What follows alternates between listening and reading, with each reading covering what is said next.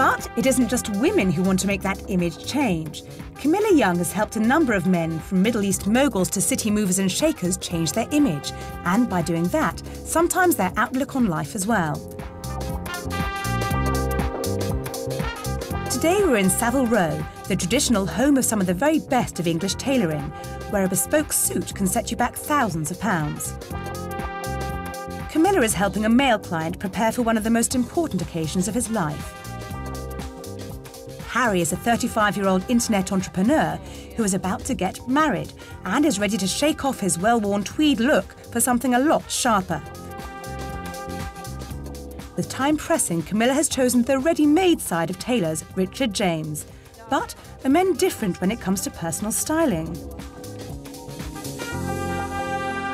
Tell me, are men more complicated than women when it comes to styling? Are they harder to cater for? To be honest, they are easier.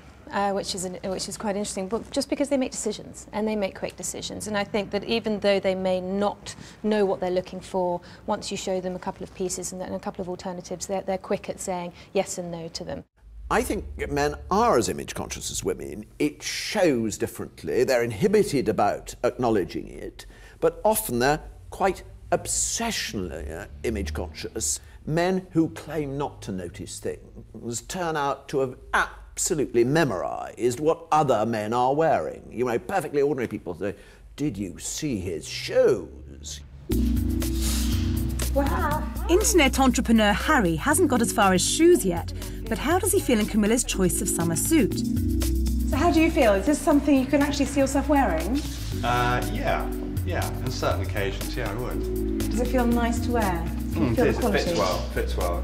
It feels nice. Yeah, the material feels nice. Quite luxurious. So tell me, Harry, why did you feel the need to turn to a personal stylist? Well, I am getting married, and I thought my wardrobe needed a bit of a sprucing up, and left to my own devices, it would be the last thing I'd do, really. I've had a personal stylist a very long time ago, and it was wonderful. For a short time, I was told exactly what to wear, and I've never looked so smart. And of course, she would have said today, 2 stripes plus spots, come on. That's wonderful. Now that's coming out of the box, don't we think? I've never worn anything like this before.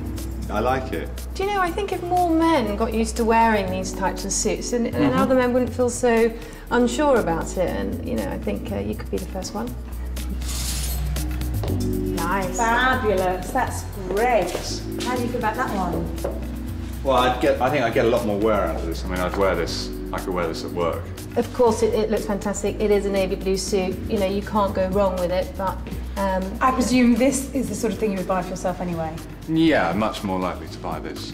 Something like this. Camilla's not going to let Harry off completely and is still keen to push his colour boundaries with a dashing bespoke accessory. It'll stay in there then. Quite yeah, I think it would, you know, works nicely. Nice. Harry stayed in his comfort zone and plumped for his favourite blue pinstripe, but it looks like Camilla's choice of Savile Row styling has been right on the money for Harry's new look. But she's not finished with him yet. In any room where there's an international population and more than a few Brits, the best dressed and the worst dressed people will be Brits. The wild-haired, snaggle-toothed people are going to be Brits.